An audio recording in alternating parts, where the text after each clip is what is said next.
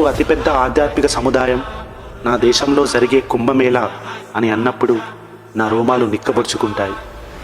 పాశ్చాత్య దేశ ప్రజలు నా దేశం యొక్క సాంప్రదాయాన్ని మనస్ఫూర్తిగా స్వీకరించి ఆ అనుభవాన్ని ఆనంద బాష్పాల రూపంలో వ్యక్తపరుస్తుంటే దేశంలో ఉన్న హిందూ వ్యతిరేకులను చూస్తే ఎంతో అసహ్యం వేస్తుంది.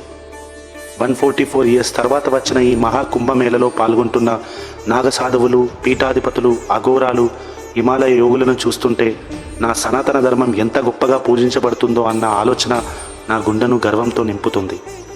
ఎందుకు ఈ కుంభమేళ ఇంత విశిష్టత? అఫ్కోర్స్ దాని గురించి తెలుసుకోవడానికి ఇంటర్నెట్లో చాలానే పేజెస్ ఉన్నాయి. కానీ నన్ను బాధపెడుతుంది అనదర్ సైడ్ ఆఫ్ కైన్కు ఉన్న సో కాల్డ్ ఇంటెలెక్చువల్స్.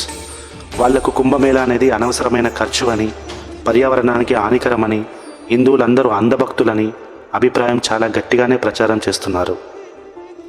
వాళ్ళకు చెప్పాల్సింది ఒక్కటే, నా సనాతన ధర్మం ప్రతి కార్యంలో ఒక scientific reason and socio economic development ఉంది. అది కొంతమందికి కనబడదు. కోట్ల మంది భక్తులు కుంభమేళలో పాల్గొనడం వల్ల సామూహిక మనోశక్తి అంటే కలెక్టివ్ కాన్షియస్నెస్ ప్రభావం ఉంటుంది.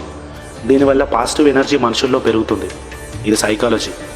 కొన్ని సైంటిఫిక్ రీసెర్చ్ ప్రకారం గంగాజలంలో లివింగ్ బ్యాక్టీరియా హతమార్చే శక్తి ఉంటుంది.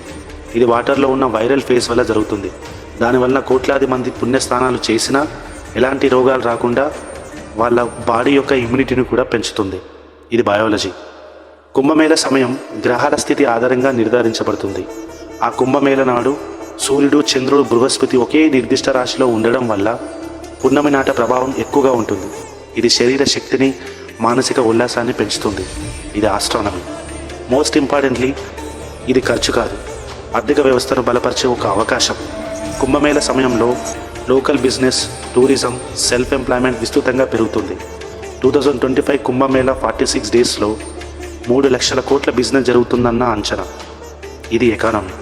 సో విమర్శలు చేసే ముందు దాని వెనుక విశ్వాసాన్ని, సైన్స్ని, కల్చరల్ హెరిటేజ్ని అర్థం చేసుకోవడం ఇంపార్టెంట్.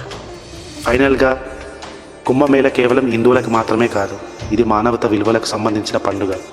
ఈ కుంభమేళ కేవలం ఆచారం మాత్రమే కాదు, ఇది భారతీయత జీవితం.